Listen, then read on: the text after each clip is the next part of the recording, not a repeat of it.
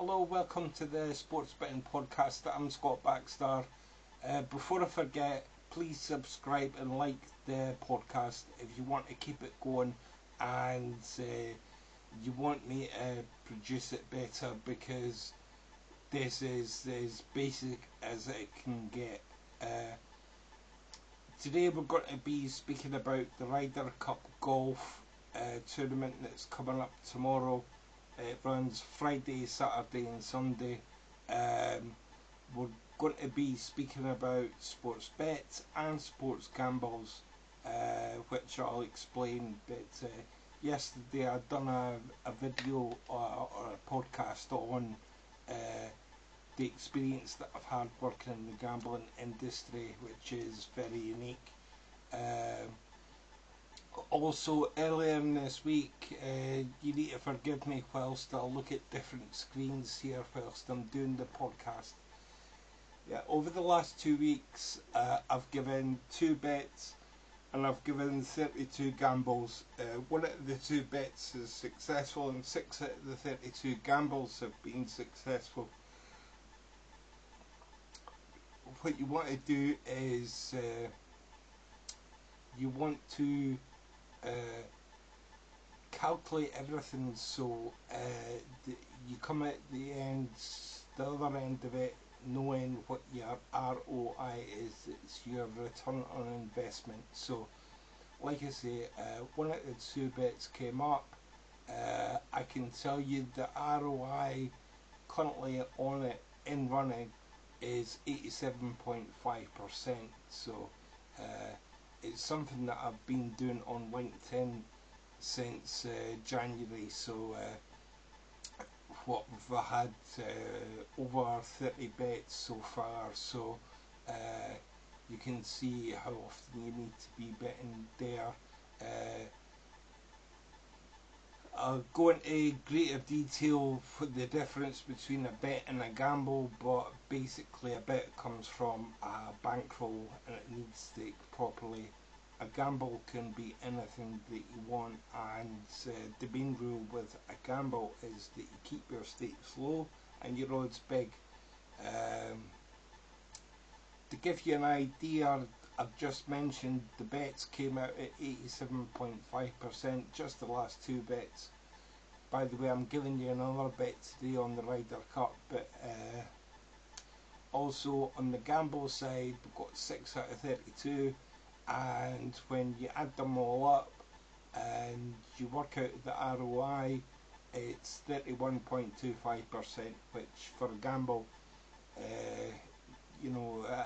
a gamble you should expect to lose everything. We're going to be speaking about gambling at the Ryder Cup as well. We're going to be gambling, sports gambling on the Ryder Cup during the foursomes and the fourballs and then the singles matches on Sunday. Okay, so we're looking at the Ryder Cup Golf Tournament. The first thing that you want to do is check the weather, see what the weather's going to be like. You can use any reputable weather forecast station that you want.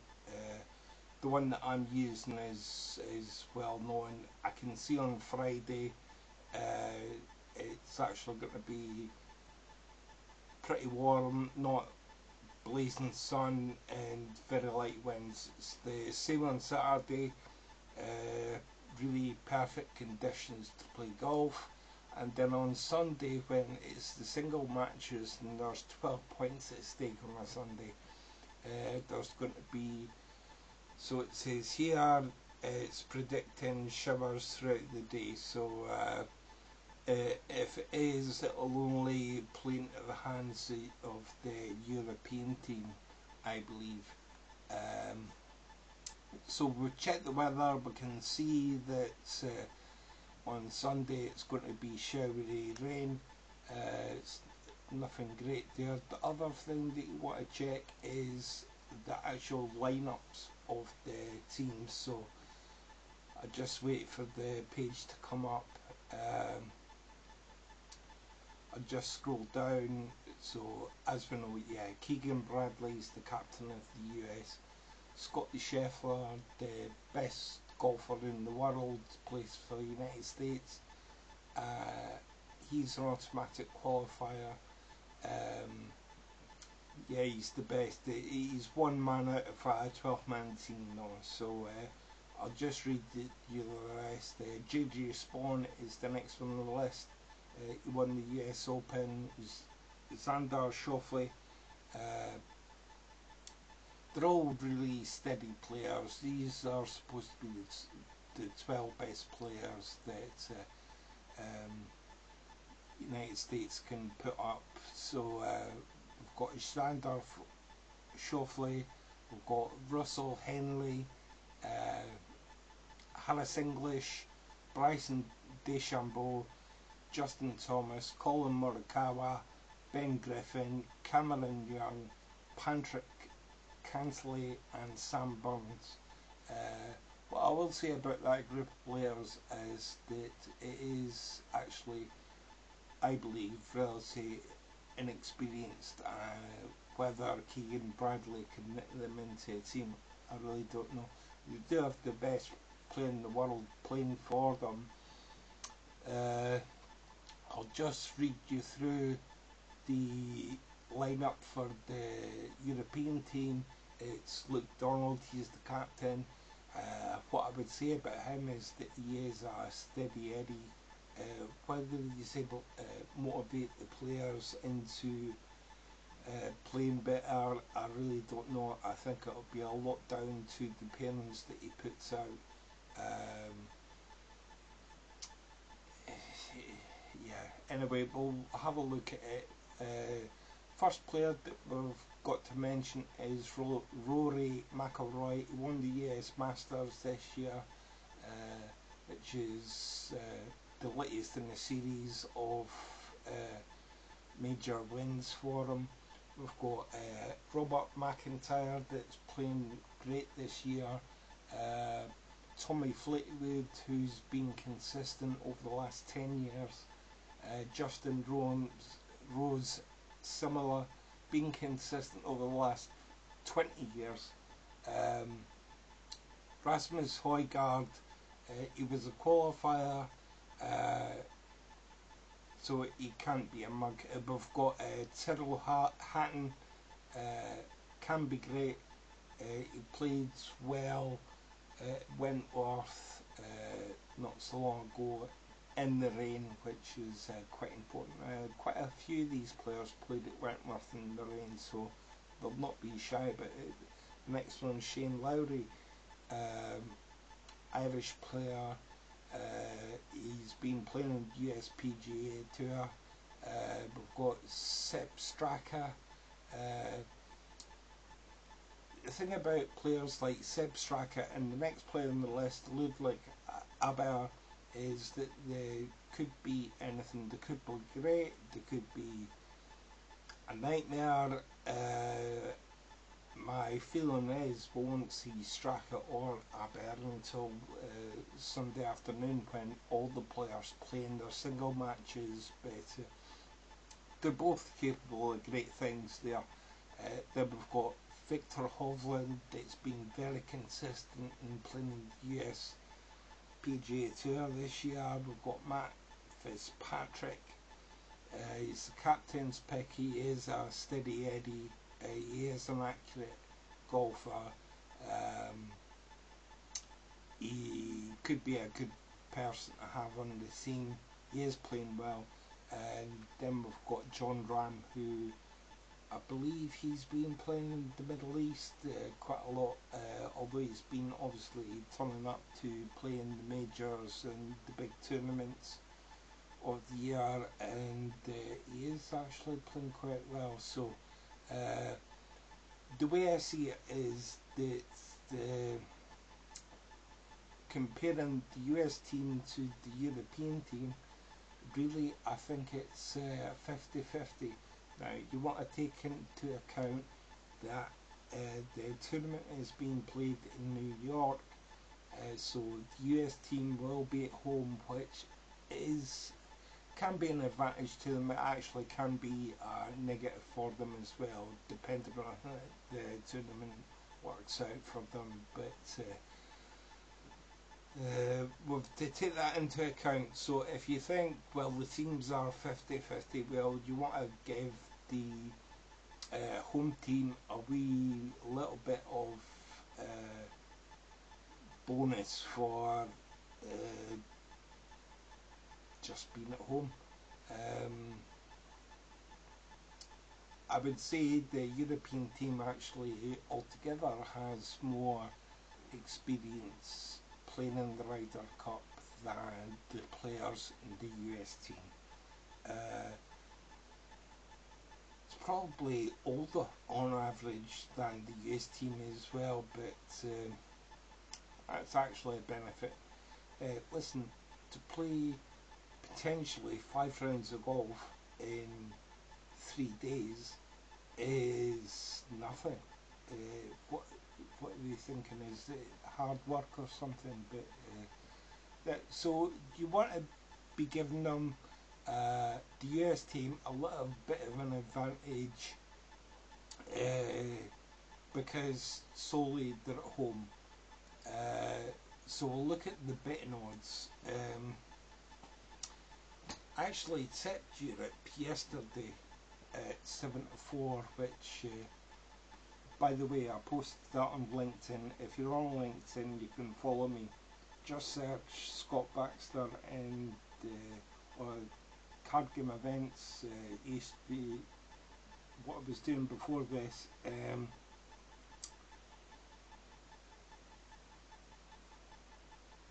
Okay, so we're set up now.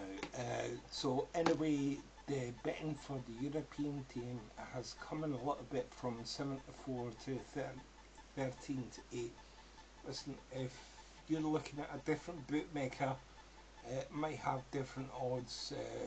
We're actually going to check quite a few of the bigger bookies later. But I want to explain something to you about the odds 13-8, and this applies to any odds, and I'm going to do it with you.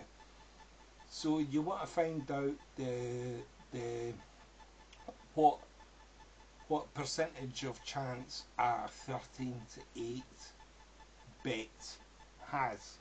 So you add the 13 and 8 together, you get 21. You're looking for a percentage, so you start with 100, you divide it by 21 equals, and then because when you see fractional odds like that, 13-8, the right hand side of the bet is your side of the bet. It's the punter side of the bet, so you want to times what you have by 8, and it gives you the percentage chance that the bookmaker's offering you there, and it's just over 38%. So like I said before, I believe the teams are very well matched, although you have to give the US team slight advantage because they're the home team in this situation. So in that scenario, listen, also there's the potential of a draw, but we're going to discount that. What they're going to do over the 3 days is play for 28 points, so a draw is 14-14, and it does happen from time to time. You're only getting offered 10-1. You can do the same, divide 100 by 11, and you have the percentage chance because it's 1 on the right hand side. And excuse me, my phone just pinged there, but I need to make sure that it doesn't do that again. So as I was saying, you do have to take the draw into account, but in this case, don't bother. So we're looking at if both teams have an even chance of winning the tournament. It's written fractionally as 1-1, but odds-wise, it's 50% to the US team, 50% the European team.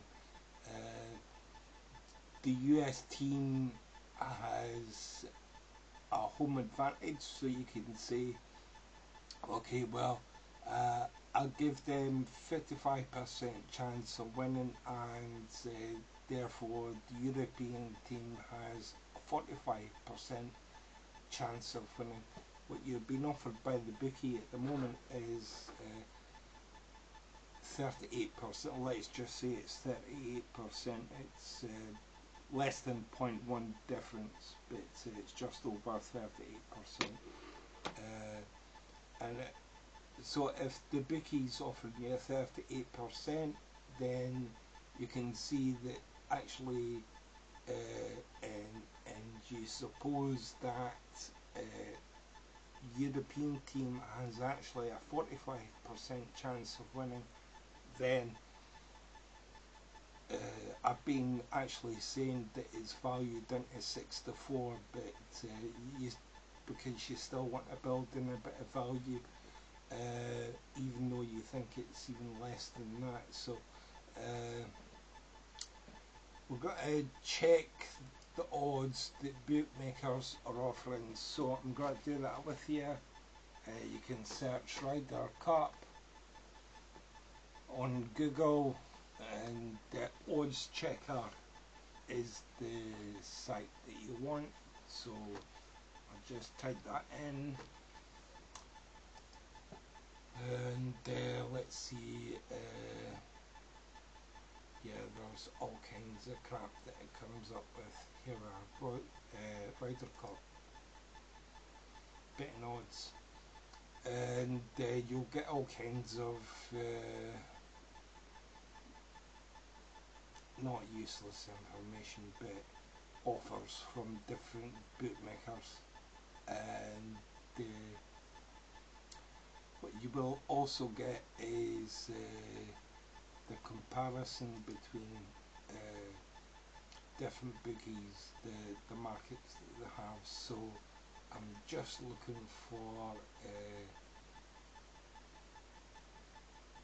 best odds, view odds. So we're going to click on that, and we're going to find all the outright betting odds.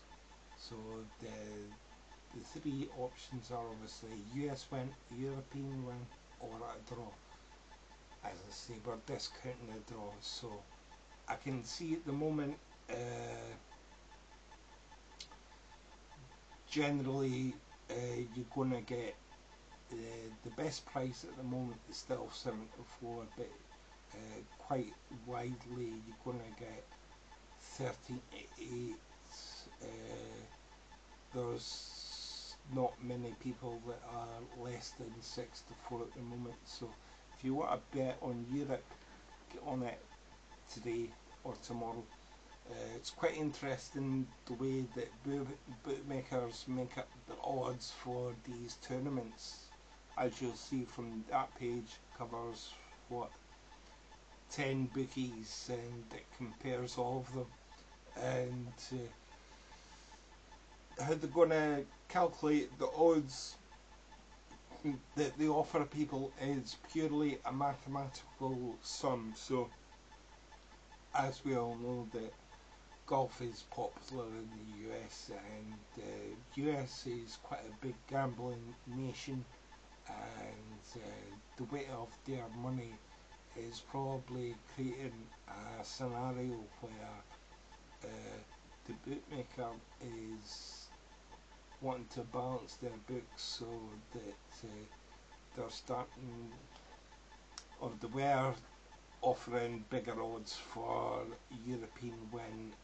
I think over the next day or two before the tournament starts, that actually the price will shorten a little bit. Like I say, it's not a bet. If you're under 6-4, it's not a bet. If you can get 7 to 4, I'll just check. At the moment, that is, I think, the best price, and it's from a company called Betfred. But yeah, use your favourite bookie.